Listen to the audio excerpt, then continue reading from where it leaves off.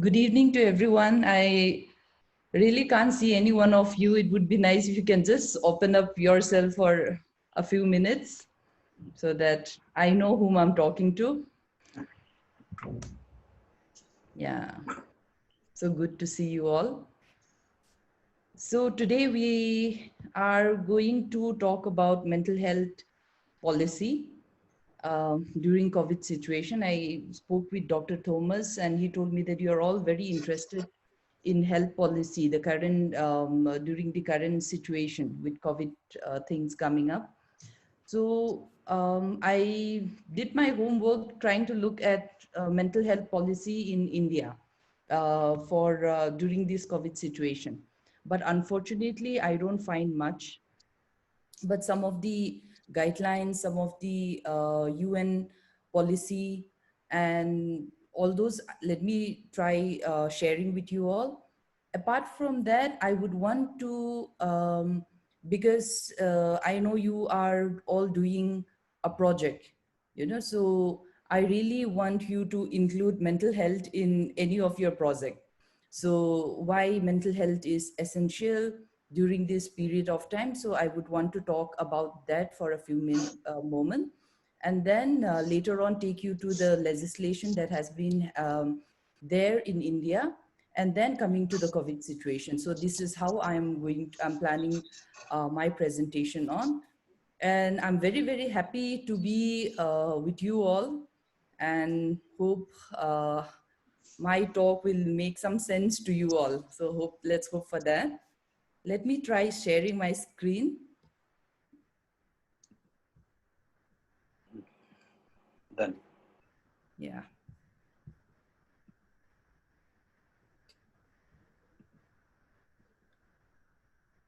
You can also put off your camera if you wish to. Okay, I just wanted to see, so I asked for it. So coming to the talk, let me take you to COVID-19 and mental health first, and then later on we'll go with the legislation, the laws which are there in India.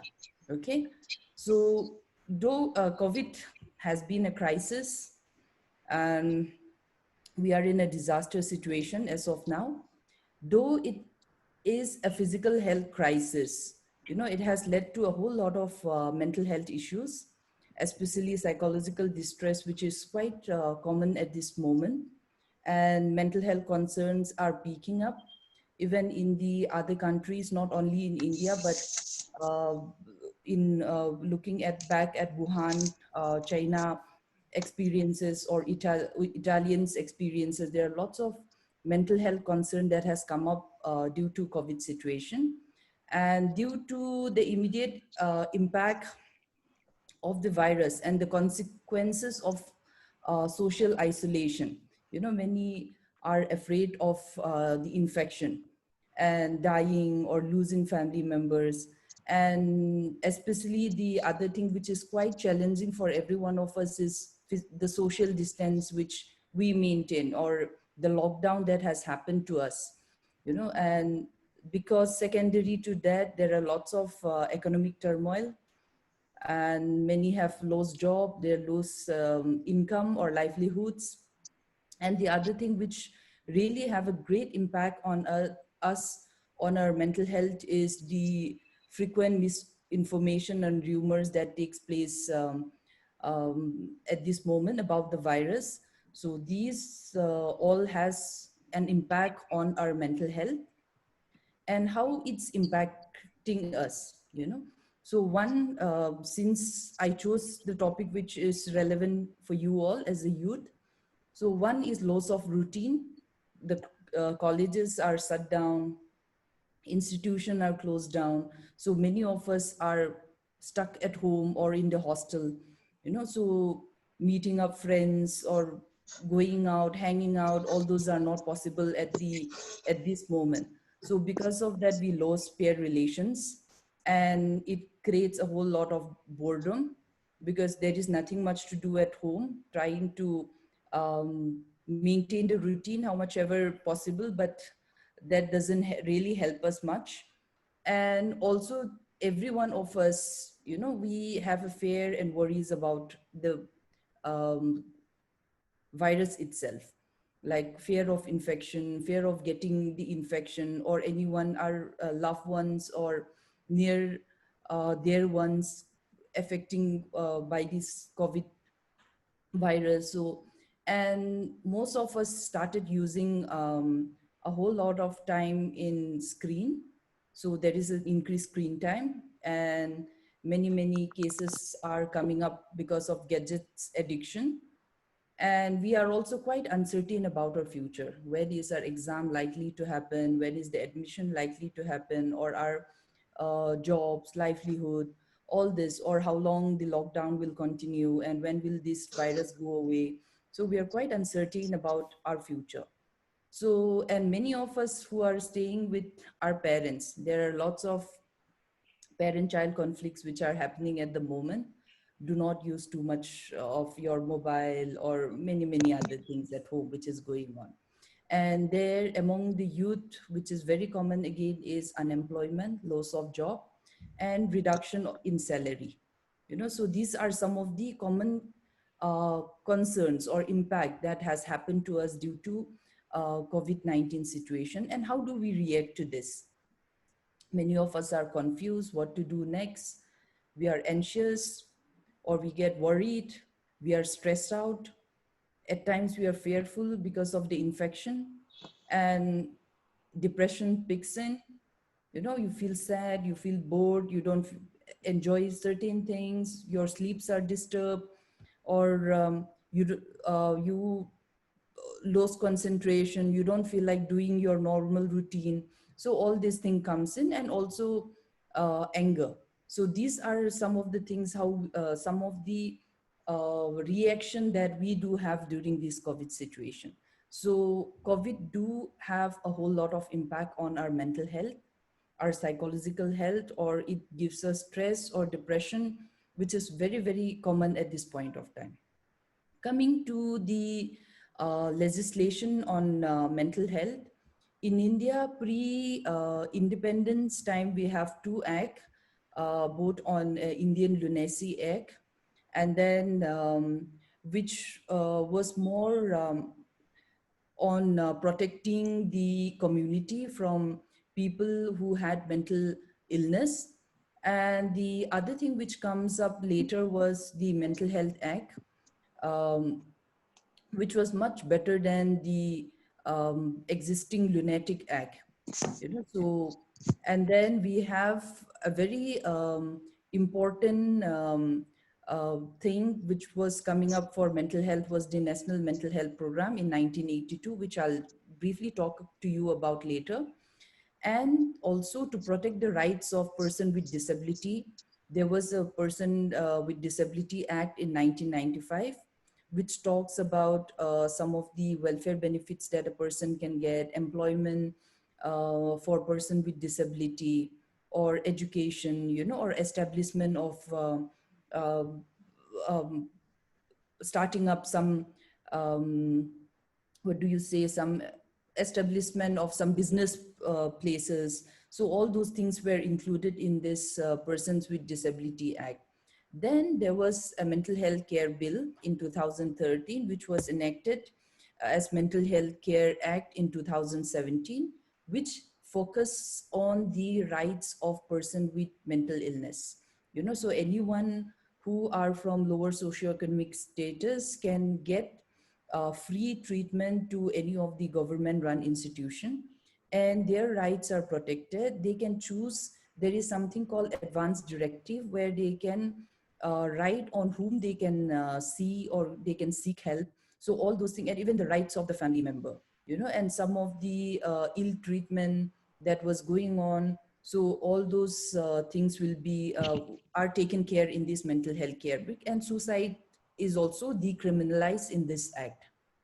Then we have National Health Policy, which I'll be talking to you a little later, in 2014, and the New Rights of Person with Disability Act, which include the initial rights, doesn't include many of the mental health disorder. Only four of them were included, but the rights of person with disability act includes all diagnosis of mental illness and their provisions, their what are the welfare benefits that they can get. So all those are being introduced in this. So we have seen a changes in Indian policy or programs taking care of the mentally ill patient or mental health, those who are having mental health concerns. Okay. So one landmark thing which I really wanted you to know is the National Mental Health Program, which was in 1982. So this has um, given a whole lot of importance on mental health, uh, especially on availability and easy accessibility for people who are underprivileged or who are a vulnerable section or those who are in the rural community. So, and also talks of, does a whole lot on destigmatizing mental health or mental illness, and also include the community participation. So they try to integrate mental health into primary healthcare centers, where initially, even now, most of the mental health institution or establishments are in the urban areas, you know. So they try to integrate those into the rural areas, where from here the DMHP, district mental health program, sets up. And also they do a whole lot of work on eradicating stigmatization. You know, initially how mentally ill was looked or perceived was like they are dangerous to the society, you know, they are caused by evil. So all those misunderstanding, misconception that was happening with mental illness, they try to work towards that. So which has led to district mental health program, where at this point of time we have about 128 districts who runs this program. Okay, so they do a whole lot of public awareness program, home to home services, home visits by the uh, social worker, the psychiatric nurses or the psychologist, and going to all the PHC, public health centers, the visit by the psychiatrist in that particular district. So, and also a whole lot of training for the general doctors on mental health issues, identifying them, sensitizing, identification or assessment, sensitization programs, or the basic uh, treatment that they can do at their level. You know, so these things are being taken care by the by the central for the DMHP worker. So then comes the National Mental Health Policy with a vision to promote mental health, prevent mental illness, promote destigmatization and desegregation, ensure socioeconomic inclusion of person with mental illness by providing accessible, affordable, and quality health and social care to all persons through their lifespan within a right-based framework. So there they talk a lot about the role which has to be played by the central government or the state government or by the local bodies or the civil societies in the community, you know. So now there are some programs which is running like Dawa and Dua, you know, or Dawa or Dua, which is in a temple base where they pray as well as they are given as a, you know, an awareness on mental health issues, when to refer, how to refer to the priest, you know. So these kind of community programs are also ongoing. And with this national mental health policy coming up, we have lots of telemedicine coming up, you know, so, and lots of training programs coming up to ASA workers who are working in the villages, and to the PhD staff, to community medicine team. So these are some of the things which has, you know, which came out of this policy. Then, and they also acknowledge that some population are more vulnerable to mental illness. So they try to identify like people living in extreme poverty, those who are homeless or in custodial institution like the remand home, you know, or orphan people with mental illness, children of people with mental illness, or those who are the migratory people, or people affected by disaster and emergency. So mental health education or awareness program or treatment, or top promotion of mental health are being going on with the vulnerable section of the group in the country. So this is the mental health policy which has come up during COVID, and these are the recommendation given by UN. So one, what they talk about is that the mental health care should be applied to the whole society. It should be a whole society approach to promote, protect, and care for mental health. For mental health, yes. So inclusion of mental health and psychosocial consideration in COVID-19 national response. So it should be one among uh, the thing which the nation needs to include during while working for COVID thing, you know. So then the second thing is to ensure widespread availability of emergency mental health and psychosocial support. So community action that strengthens social cohesion, solidarity, and healthy coping, reduction in loneliness, and promote psychosocial well-being should be supported. So a whole lot of at this COVID situation, sharing about Nimhan's experiences. So we do a whole lot of telephonic counseling, lots of online classes for the community level workers or to the healthcare or the frontline workers like the ASHA or the nurses, the doctors, because they are equipped with handling the physical symptoms.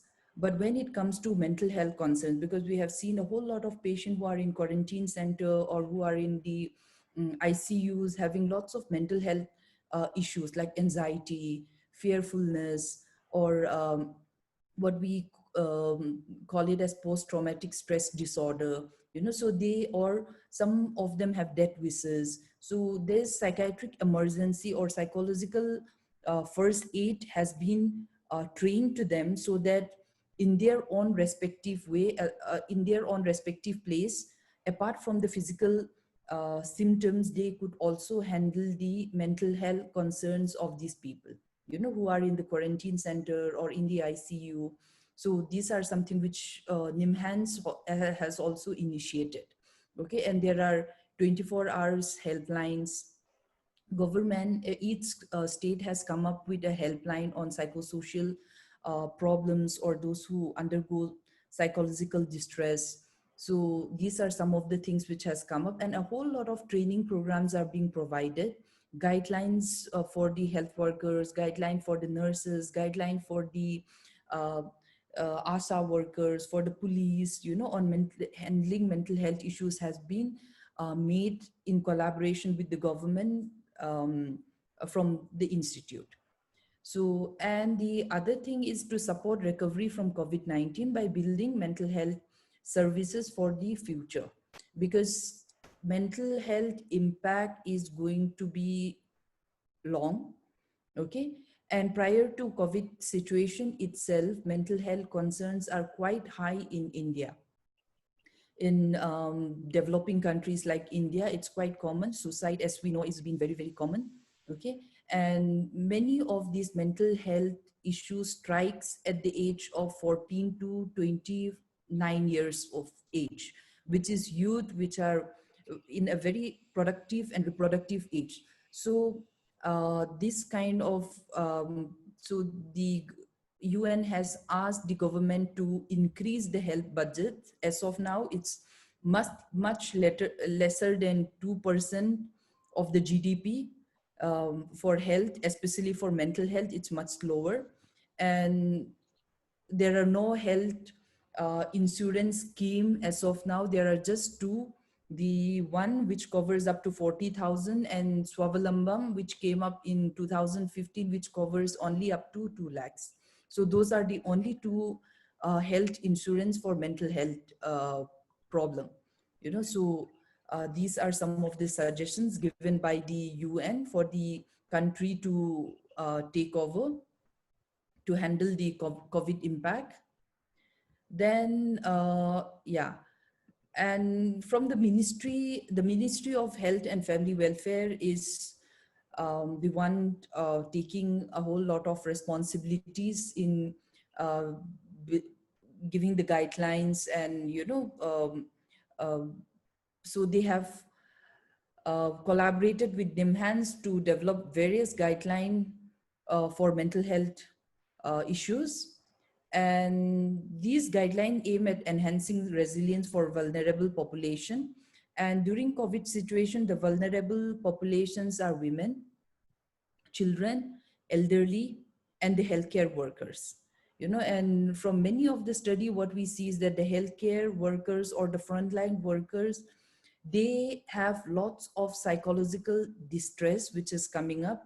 In some of the countries, they say about 50% of them undergo anxiety, depression, stress, or so this is what the picture is as of now.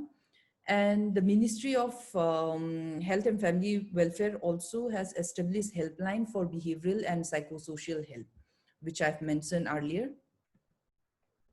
So why mental health a concern? So as we see in COVID pandemic, it has impacted us socially, economic issues are coming up, mass unemployment, depleted social safety nets, homelessness, increase in gender-based violence. You might see in the newspaper clipping that domestic violence have increased, and NC, National Commission of Women, have come up with some guidelines to handle those, during this COVID situation. Alcoholism, which is increased, hunger, no food, no place for shelter, loan defaults, and many losing the job or losing their livelihoods, which led to poverty. Okay, and these will continue. And this post-COVID landscape will definitely lead to an increased mental health issues such as chronic anxiety, stress or anxiety, depression, alcohol dependence, and self-harm. Even in recent newspaper, we have seen a whole lot of suicide happening in the country. Okay, so recent evidences in psychosocial science also shows that similar pandemics increase the prevalence of symptoms of PTSD, as well as confusion, feeling of loneliness, boredom, and anger during and after quarantine. So this is something which we really need to take up, and the mental health concerns needs to be understood uh, in the long run. So this is what I could present to you. If there are any questions from your end, I am ready to take up. Are you able to follow it? Yes, ma'am. We were able to follow through. Okay.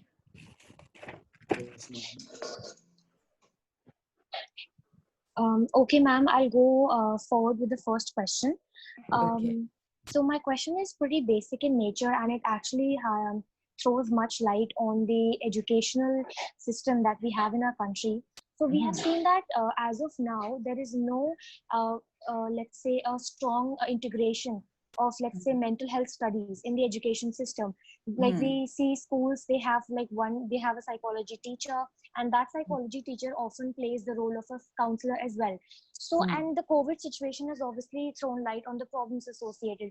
So could you just from your experience, could you highlight and tell us how important and how the education system can integrate the mental health studies in a proper way so as to educate the youth more about it, so that in the future if something like this ever happens, then we are in a better position to cope up with the same?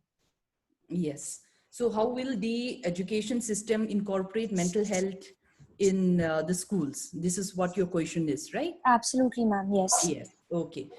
See, let me tell you the existing programs which has been recommended and has been implemented in many of the states, okay, but not in all parts of India, that the new act or the rule now is that the school should have a counselor, okay, and that all the schools and colleges should have a counselor. This is mandatory, okay, but many still doesn't have it.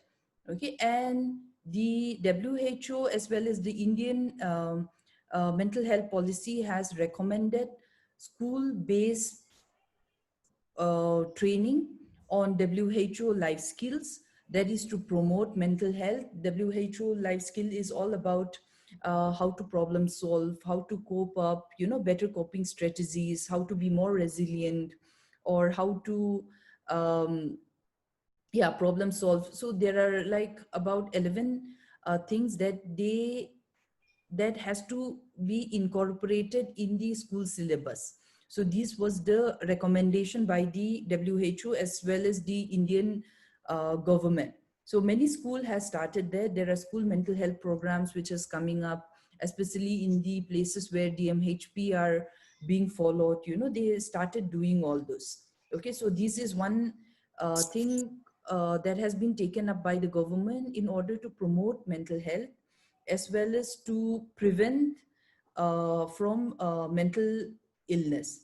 Okay, so definitely yes, school, as we all as I have earlier told, that many of the mental health issues, half of the mental illness strikes when the child uh, during the age of 14 and 29, which is a very, very crucial period for our development, for any of our future prospect, Mm-hmm. So at this point of time, talking to them about mental health or teaching them about mental health promotions, uh, so these will be an ideal thing.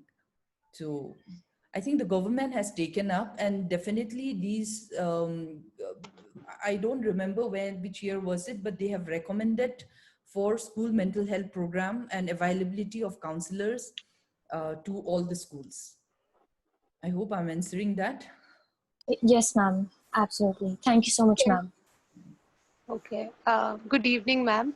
Yes, good evening. It was really lovely to hear you and covering different aspects of the issue at large. I have a couple of questions. I'll go Okay. forward with one. So I was going through a research on psychosomatic disorders, which Yes. inculcates both mind and body, and how Hmm. our mental disorders also lead to issues on our health, that is our physical Hmm. health. Yes.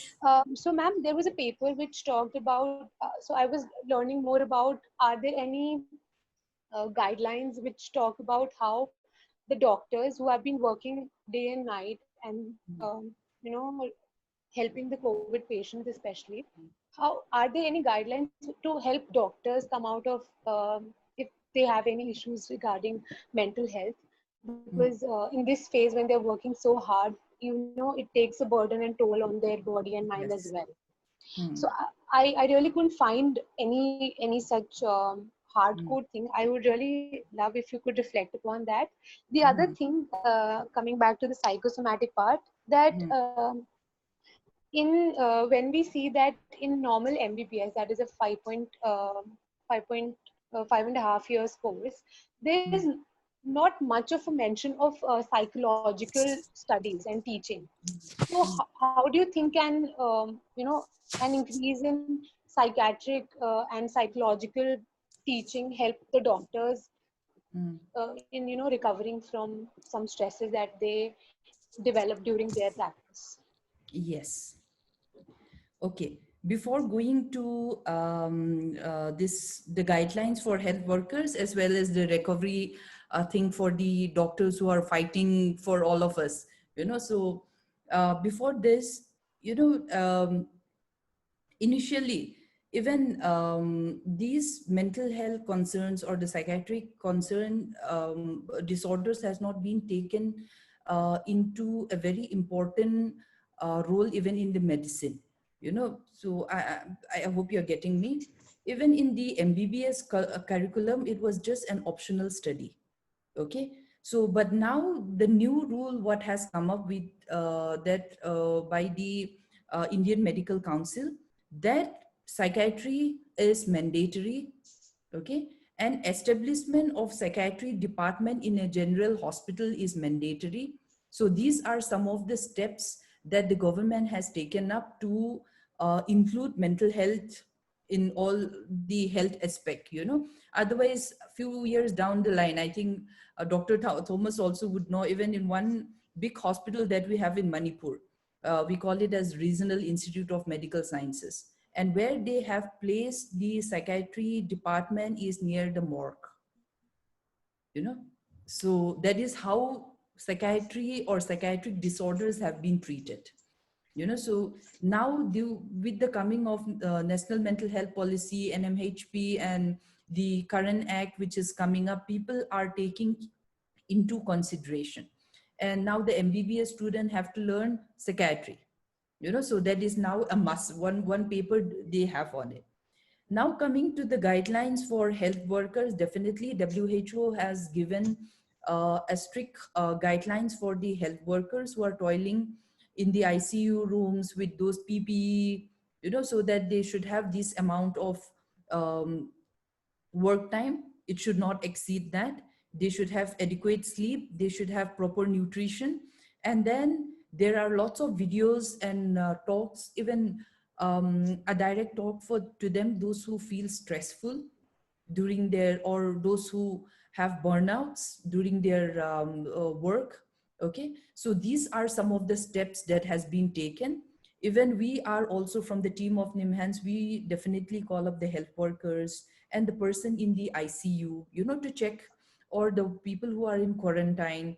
The BBMP give us the list, we call them up. Many of them are quite okay. They're quite concerned about, okay, when do I fly back, or when do I go out of this hospital? So those are the things. But some of them do have mental health issues. So those things are being taken care as of now. But in some places, like in the remote areas, that facility might not be there.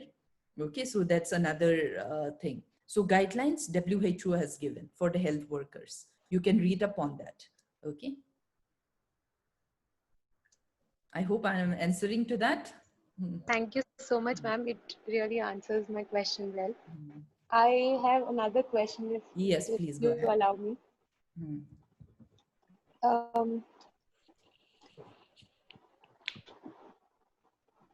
Yes. So, ma'am, there is a recent incident, I think all of us might be aware of, police brutality that Yes. took place in Tuticorin. Mhm. So, even though it's quite unrelated to what we've talked about, but while I was going through some more cases of police brutality, it was found out that due to the increase in the number of hours of the workers, the policemen, Yes. their stress and frustration was went out in a form of torture that, Mhm. on the people who were there in jails. Mhm. So, ma'am, relating it maybe to the doctors, that because as you mentioned, that in rural areas there might not be such facility for them to, even take breaks, or because I was watching a clip of Mumbai hospital where there were just 3 doctors ratio to 60 people who were suffering from COVID, and they couldn't take breaks. They didn't have much of staff. So in that case, how can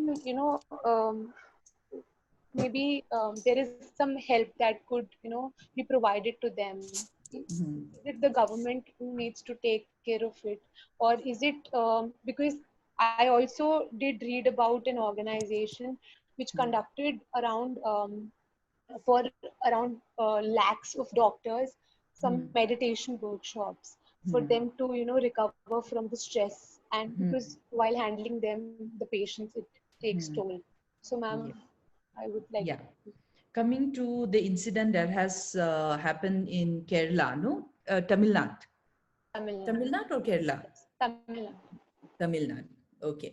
So now during this pandemic, many of us are frustrated, with the lockdown happening, with difficulty accessing people or meeting up our friends. The frustration or the stress level is quite high among all of us, and all the more with those who are in the frontline workers, including the police personnel. Because as you said, when we were locked down inside, they were doing their duty overnight, and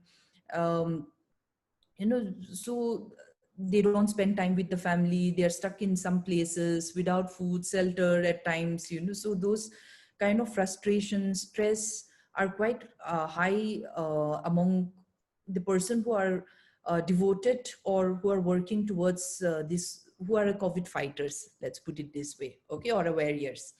So that's quite understandable. But the incident was not something which we can appreciate. Yes, frustration happens a lot among police even in the normal situation, especially those who are encountering in a those who are in the crime branch, or those who are working with the terrorist, so they are in a high level of stress and they have to be always alert. Okay.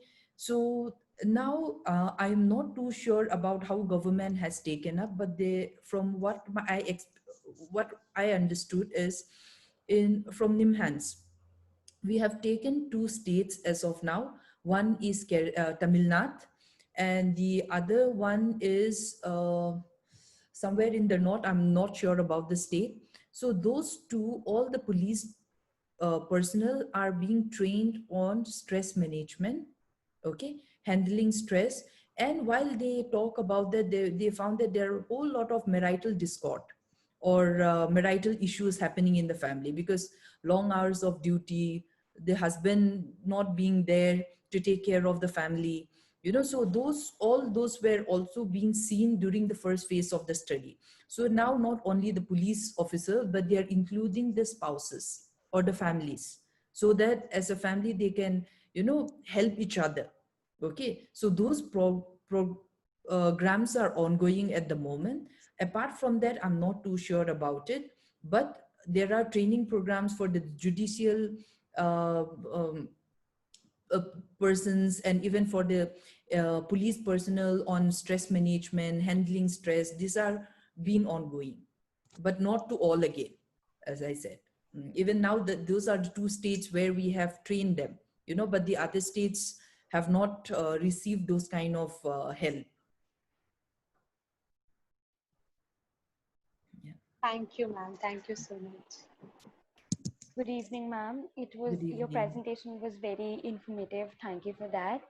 Thank you. And ma'am, my question although has partly been covered by Yashita, Hmm. but like you mentioned, the Nimmans has collaborated with, it has been providing help to not only mental health, not only the people in ICUs, but the doctors and nurses also regarding their mental health.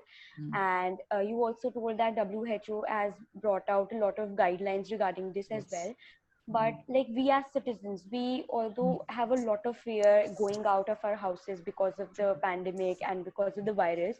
Hmm. So can you just throw some light, if possible, at what we as individual citizens can do Hmm. regarding the mental health of people working out there? Hmm. Like we know that WHO has been providing the guidelines, and obviously not all hospitals or nursing centers are following those guidelines. There are a lot of places which are Hmm. lacking those implementation. But what Hmm. we as citizens, at least in our space, like Hmm. hospitals around us, what we can do? And at the Okay. same time, like we have a lot of fear of going out of our houses. So is there Yes. something that we can do on our part? Mhm. Okay. So help in terms for ourselves, Yeah. right? That is what No, you're no, trying to ask no, me? no. Huh. I'm trying to ask, like, what can we do for these doctors for their mental health? Like all those Okay. who are performing these, Hmm. surgeries and whatever it is. So what we Mhm. can do for them regarding their mental health? Okay. Yeah. So one is that right now, I think in the initial stage, you might have read a newspaper. I think the same incident happened in Tamil Nadu again, Yeah. where one of the neurosurgeon were, while on duty, um, died of COVID, Okay. Okay. and Yeah. his Yeah. body was not allowed to be taken. A whole lot of stigma is there among the health professionals. Okay, so one is that to help them, uh, in what ways can we help them, is one is that awareness, whoever we know, to the public in our little ways, talking to people about not to discriminate or stigmatize anyone. That's Yeah. the step which we can take from our end. Okay. Yeah, yeah. And the second thing what we can do is that following strictly what the WHO protocol on what we have to do, you know, wearing masks, social distancing, keeping ourselves healthy, you know. So these are some of the things that we can do in order to help the healthcare providers, you know. Yeah, So one thing which they're battling so much is the stigma, yeah, because many of the nurses whom I'm interacted, they said even they themselves have a fear that, you know, hmm. I'm working in ICU, I'm working in a COVID um, based hospital, you know, center. So if I Yeah, go back, if I infect my child, if I infect my family members or my neighbor, you know, they have lots of worries and concern. Okay. yeah, And all the more we have also heard of people not letting them stay in the house, sending them out of the community, you know. So I think what we can do in our little way is destigmatizing or working towards discrimination or stigma in a little way, you know, talking to people. And these stem out because of our unawareness, you yes, know, lack of knowledge in this. So providing general information to public, talking to them about discrimination, stigma and all, I think this is the best way we can help the health warriors.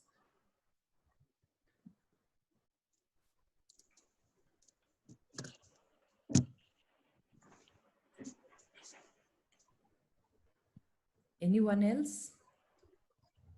Hi, ma'am. I had a question. Okay.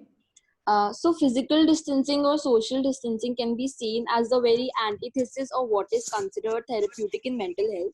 Hmm. So, how can we feel connected to both others and self? As in, like, people tend to shut down or be withdrawn, disassociated with self because Hmm. of this whole isolation situation. So, what Okay. can be done to feel, yeah. Yeah. See, the thing to promote social distancing, one, okay, let me put it this way. So, for us, for mental health professionals, what we always talk as a coping way or how to handle this uh, isolation or lockdown, you know, in this situation, what we have always advised people is not to remain isolated, not to stay alone. Okay. Social distancing means going out, when we go out, not to stay too close to people. Okay. And that doesn't mean disconnecting your interaction with other people. Okay. So we encourage people to talk to their family, to talk to their phone calls or through video calls, you know. And if they feel overwhelmed or if they feel tired or depressed or frustrated, then to immediately seek help, you know. So this is something which we keep telling the public about it. I hope I'm answering. Uh, Huh. Yeah, ma'am, but if we say that sessions and therapy is not very affordable to everyone, so in that case, what can the poor people or those people who cannot afford therapy, what should they do? Okay. See, as of now, all the states from whatever I know, all I think almost all the states has free. I mean, the helplines coming up. Okay. Right now, Mm-hmm. even for the mental health professionals or any the health professional, it's so difficult to go home to home or to have a face-to-face meeting with all people. So what we do is that even in Enhance, if you look at the website, we have Tele helplines. uh, and also video call courses, I think. Yes, yes. Yeah. A whole lot of those we do. Okay. So anyone Mm-hmm. can call up, anyone can reach us anytime. Mm-hmm. Yeah. And now many of the mental health setup, I mean, like hospitals are being opened up. Even Mm-hmm. NIMHANS, we have been functioning since the past 1 month. So they can go to the DMHP or to the PHC and talk to someone if they are quite okay to go to, because right now many of us are fearing infection. So they really don't want to go face to face.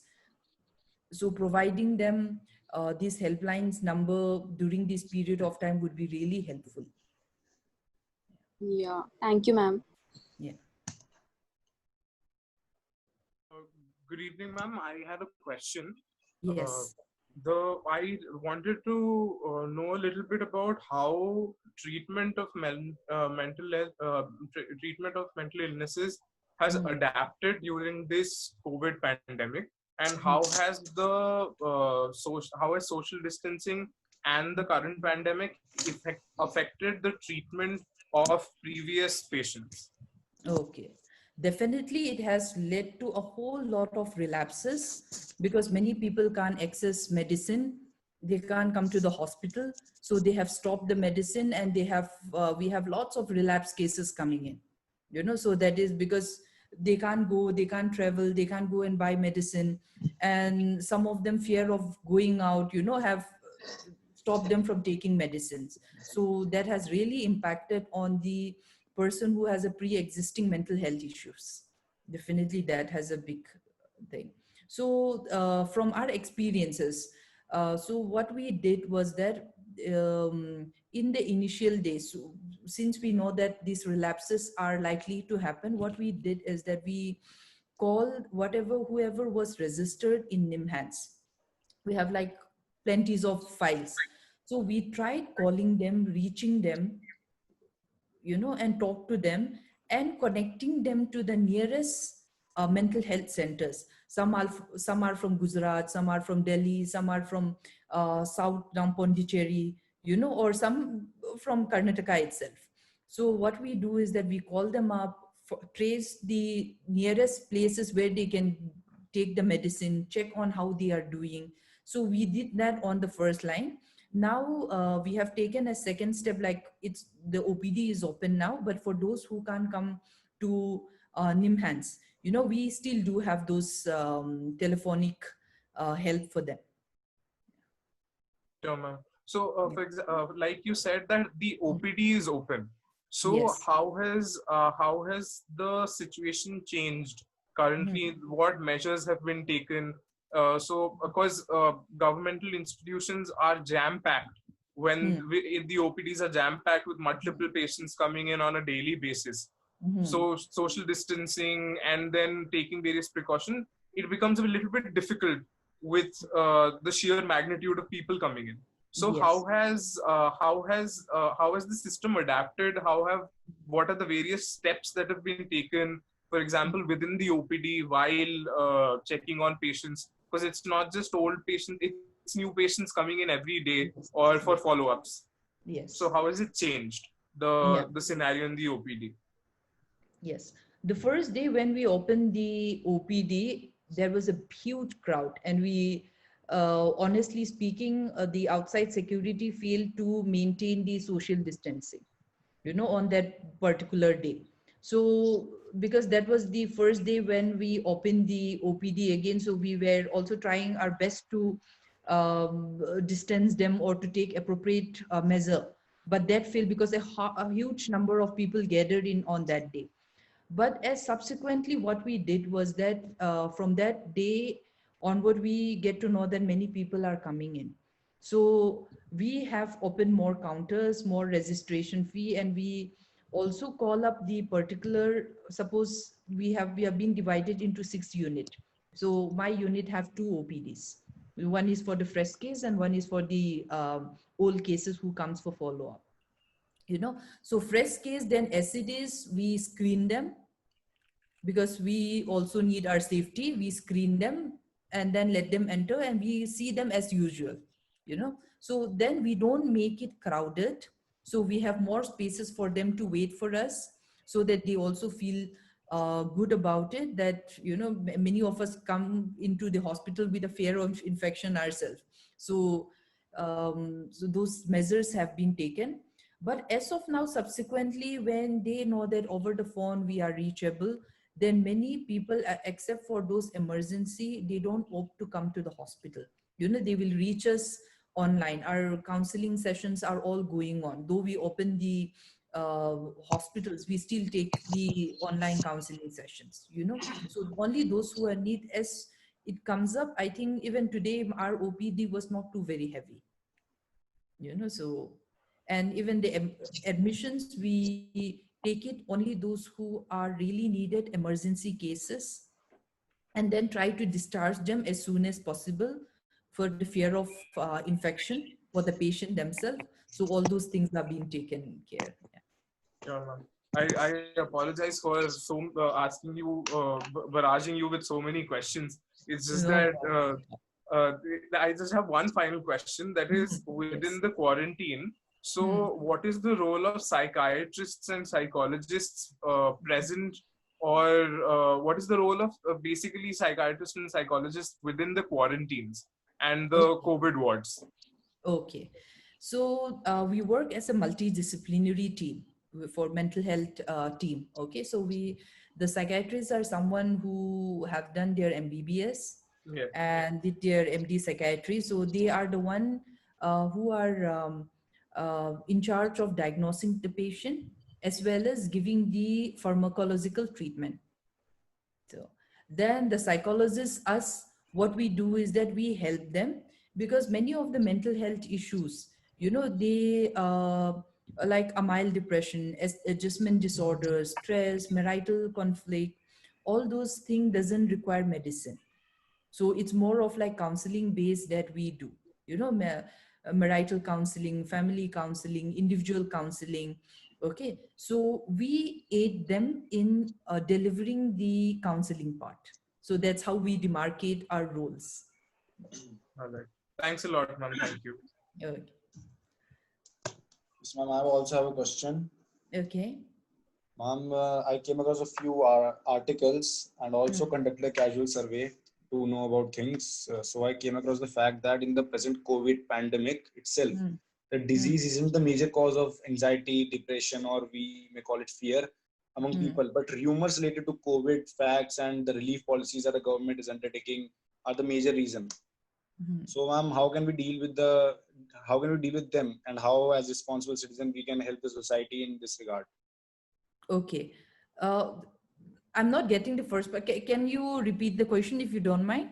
Yes, ma'am. Ma'am, in the present No. COVID pandemic, Mhm. the disease is not the major cause of anxiety, depression, Mhm. or we may call it fear among the people. But Yes. rumors related to the COVID facts that and the relief policies of the government that Yes. cause major anxiety among the people. True. So, ma'am, I'm curious to know this, that how we as responsible citizen can deal with them and the society in this regard. Yes. See, as our honorable Prime Minister announced the lockdown, we have a short period of time to prepare ourselves, and we have seen in the first few months, first few weeks, that many of the migrants, laborers, they were stranded in the street without food, without shelter. So even for them, the basic necessity or the basic need, the food, shelter, is not being those are being compromised. Okay, so Yes, ma'am. definitely this COVID situation has led to lots of social and economic difficulties, leading to poverty and all those things. But for me, as of now, I would put it in this way: they're finding out the vulnerable groups in the society. For example, if I say vulnerable group, for example, someone who is staying alone, who are elderly, who cannot go and get their relief, like the healthy young people. Okay, or women, especially women who are pregnant, the migrant laborers, or the people in the slums. So if we can, I think government has also done extensive work in giving them relief materials. Yes, ma'am. So if we can focus on this group, especially the other vulnerable group again is the transgender, who earns their money by begging or other activities. So those are being shut down, so their basic livelihood is gone. So looking at these vulnerable groups and trying to help them in the whatever possible means we have, this is one way of helping people. The other thing which I would ask, the youth, what we can do is that right now there are some people in our neighborhood. The best we can start is our neighborhood, where you feel that they're staying alone or they're elderly people, because most of the mental health concerns are among the older generation, children, women, and widows, or those are living single. They are the vulnerable group. So reaching out to them, talking to them, checking their concerns, I think in this way also we can help people. I hope I answer. Yes, ma'am. Yeah. Thank you, ma'am.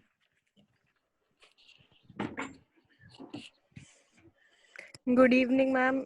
I Good also evening. have a question. Yes. Like in our society and media, we don't talk much about mental health issues.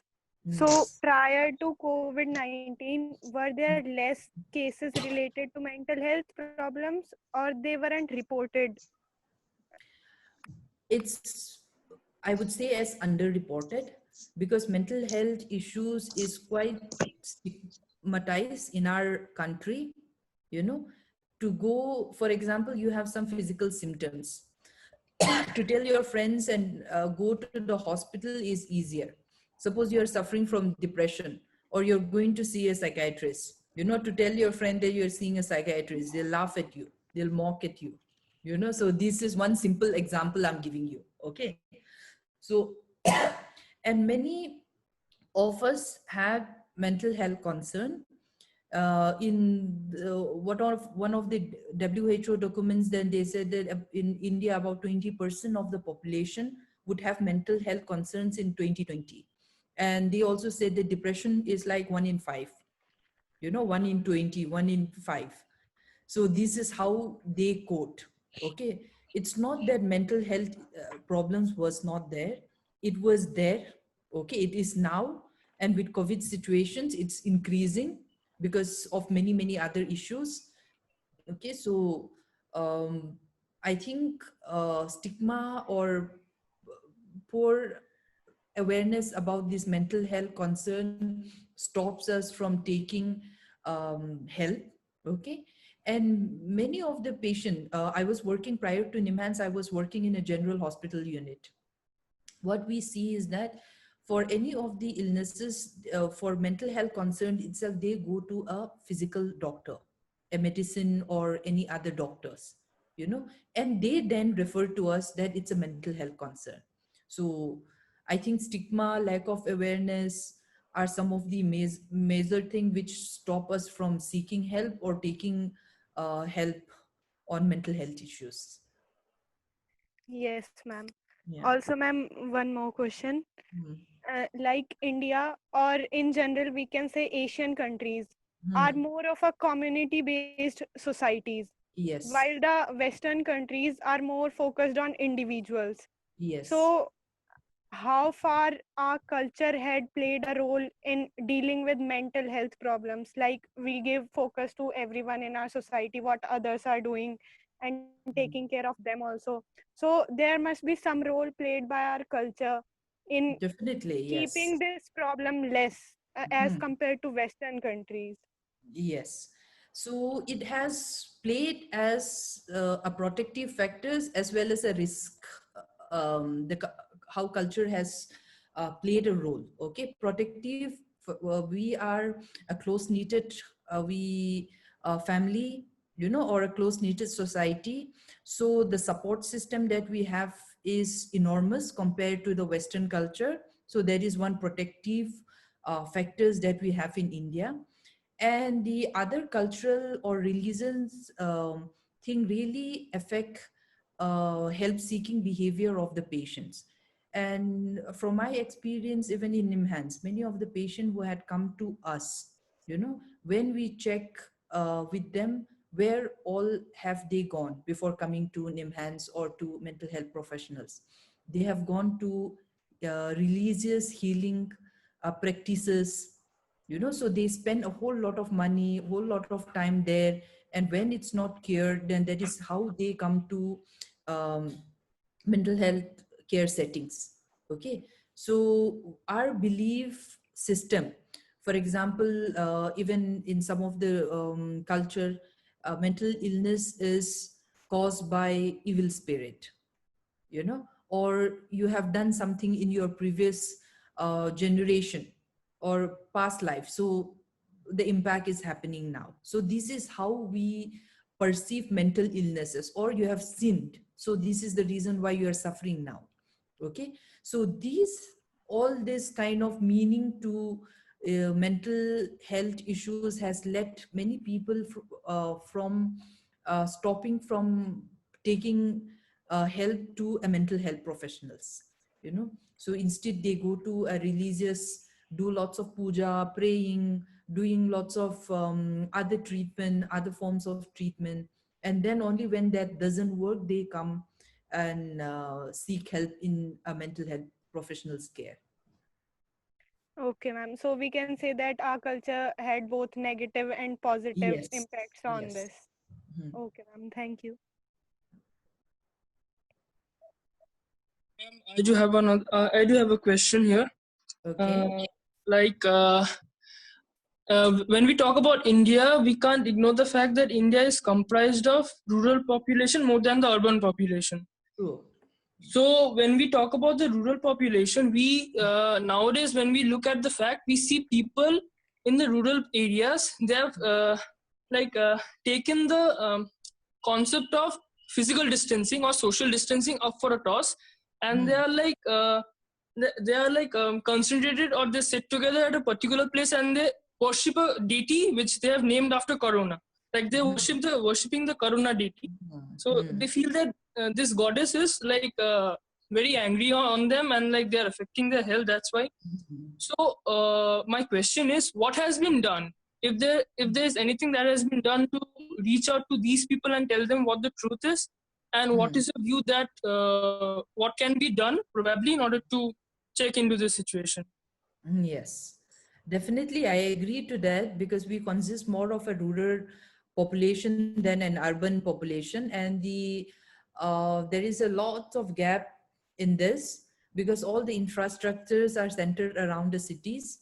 Most of the health professionals as well as the mental health professionals are centered around the cities. So rural areas are being neglected, and then the facilities itself is very very less in the rural areas, you know. So as of now, what is being done is that uh, it's more of training the um, PHCs and public PHCs as well as the ASA workers. So they, in even in rural areas, they go door step to step education in many of the states, which is being done, an awareness program to given to the community, you know, through television or through newspaper or through some online, wherever is possible, or some of the ASA workers or the doctors going in and talking to them about prevention or protecting oneself from COVID infection. So these are some of the steps taken. But as you said, many are still unreachable in the country. Yeah. Yeah, ma'am. Thank you.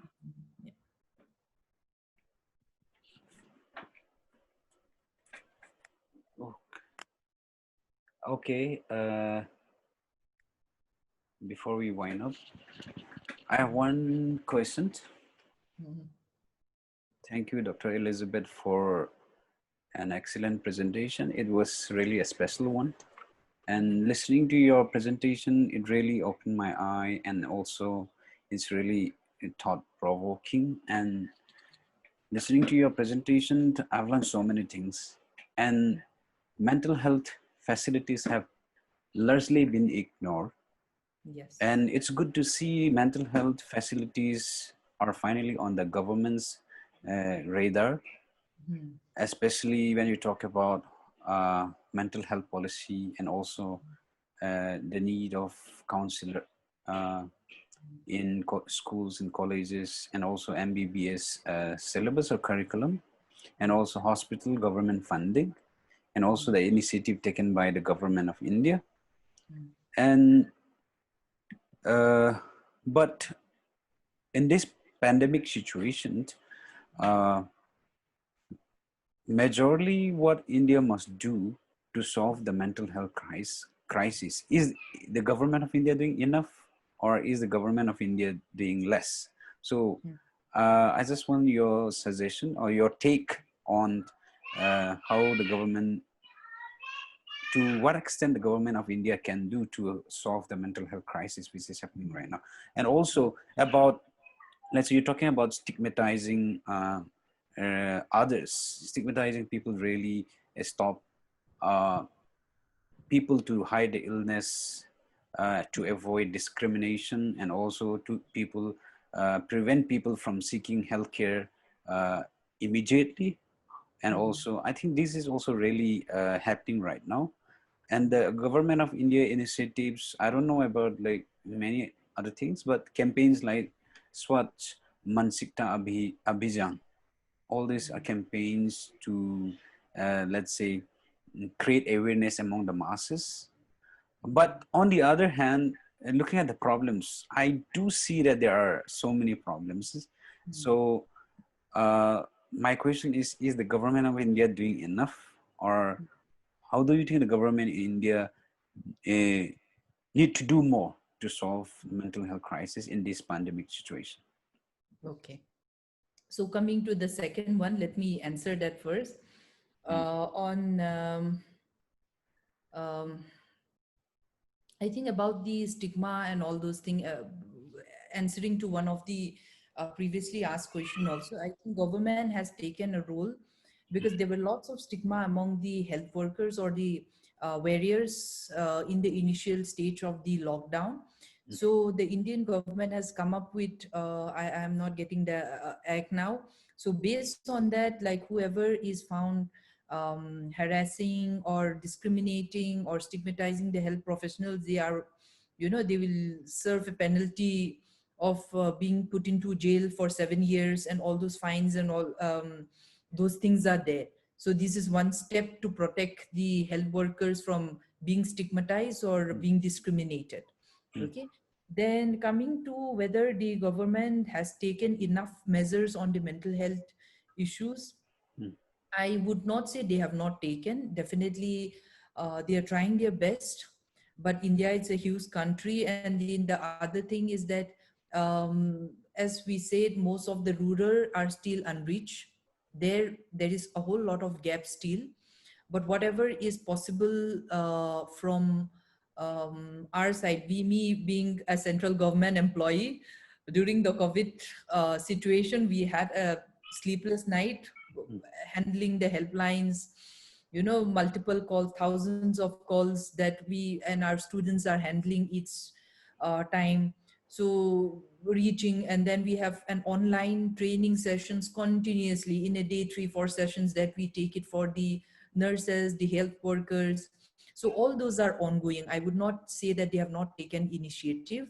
These are all the rule being imposed by the Ministry of Health and Family Welfare. So we really can't say that they have not taken a role, but definitely still there is a huge gap considering the populations, the larger populations back in the rural areas. Yes. Thank you. Also, ma'am, today we forgot to introduce ourselves. We are a special group of political science second year, which is to be third year by this upcoming session. And we're working on a project called COVID-19 Care in Crisis.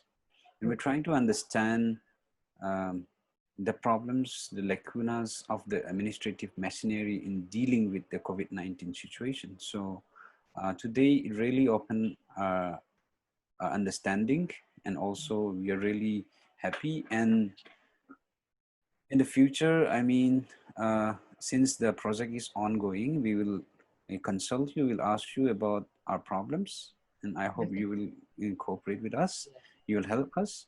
And now I think we'll end our time by vote of thanks from Prerna Yadav.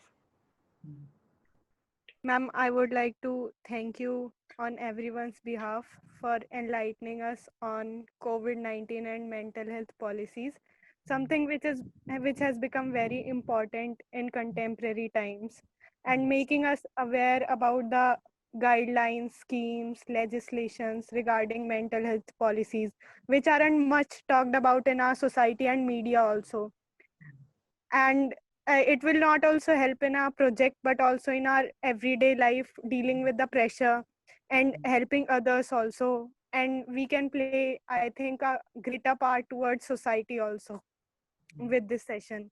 So thank you very much, ma'am, for giving us your valuable